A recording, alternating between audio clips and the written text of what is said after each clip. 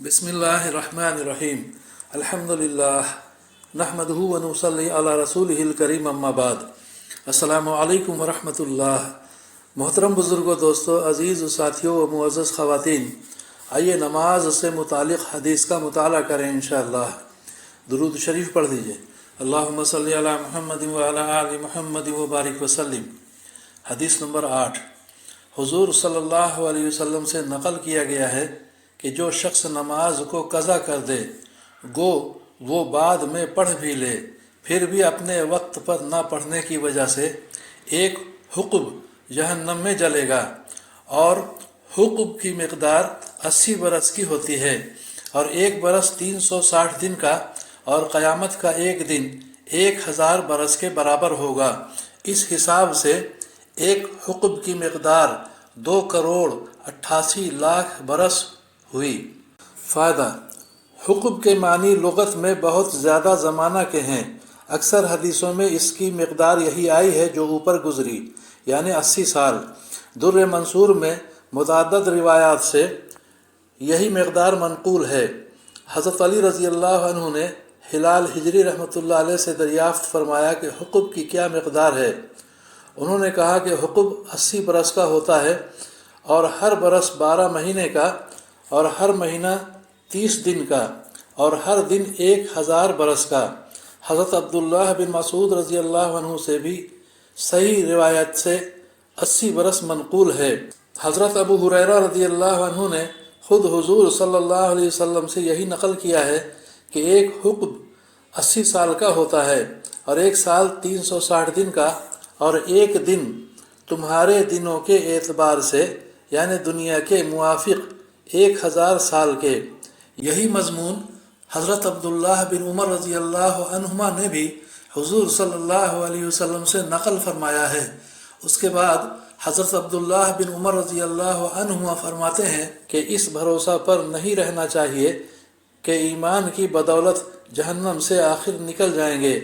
इतने साल यानी 2,88,00,000 बरस जलने के बाद निकलना होगा, वो भी जब ही कि और वजह ज़्यादा पड़े रहने की न हो।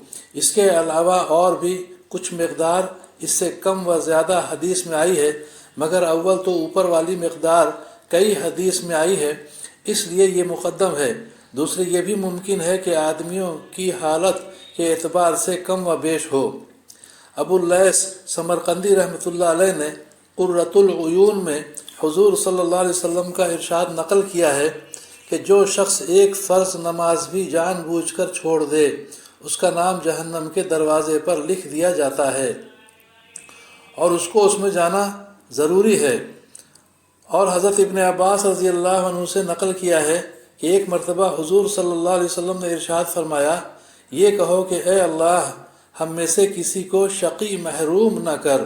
फिर फरमाया, जानते हो शक़ी महरूम कौन है? सहाबा रज़ी अल्लाह अन्हुम के इस्तफ़सार पर इरशाद फरमाया कि शक़ी महरूम नमाज का छोड़ने वाला है, उसका कोई हिस्सा इस्लाम में नहीं। एक हदीस में है कि दीदो दानिश्ता बिला उज़्र नमाज छोड़ने वाले की तरफ हक़ ताला क़यामत में इल्तिफ़ात ही ना फरमाएंगे, और अज़ाब अलीम यानी दुख देने वाला अज़ाब उसको दिया जाएगा। एक हदीस से नक़ल किया है कि 10 आदमियों को ख़ास तौर से अज़ाब होगा। मिन जुमला उनके नमाज का छोड़ने वाला भी है कि उसके हाथ बंधे हुए होंगे, और फरिश्ते मुंह और पुश्त पर ज़र्ब लगा रहे होंगे।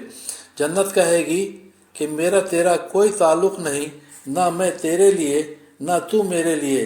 दोज़ख कहेगी कि आजा मेरे पास आजा, तू मेरे लिए है, मैं तेरे लिए। ये भी नक़ल किया है कि जहन्नम में एक वादी यानी जंगल है जिसका नाम है लमलम। उसमें सांप हैं जो ऊँट की गर्दन के बराबर मोटे हैं, और उनकी लंबाई 1 महीना की मुसाफत के बराबर है। उसमें नमाज छोड़ने वालों को अज़ाब दिया जाएगा। एक दूसरी हदीस में है कि एक मैदान है जिसका नाम जुब्बुल हुज़्न है, वो बिच्छुओं का घर है, और हर बिच्छू खच्चर के बराबर बड़ा है। वो भी नमाज छोड़ने वालों को डसने के लिए हैं। हाँ, मौलाए करीम माफ़ कर दे तो कौन पूछने वाला है, मगर कोई माफ़ी चाहे भी तो। इब्न हजर रहमतुल्लाह अलैह ने ज़वाजिर में लिखा है कि एक औरत का इंतकाल हो गया था اس کا بھائی دفن میں شریک تھا۔ اتفاق سے دفن کرتے ہوئے ایک تھیلی قبر میں گر گئی۔ اس وقت خیال نہیں آیا، بعد میں یاد آئی تو بہت رنج ہوا۔ چپکے سے قبر کھول کر نکالنے کا ارادہ کیا۔ قبر کو کھولا تو وہ آگ کے شعلوں سے بھر رہی تھی۔ روتا ہوا ماں کے پاس آیا اور حال بیان کیا اور پوچھا کہ یہ کیا بات ہے۔ ماں نے بتایا کہ وہ نماز میں سستی کرتی تھی اور قضا کر دیتی تھی۔ اعاذنا اللہ منہا۔ وآخر دعوانا ان الحمد للہ رب العالمین۔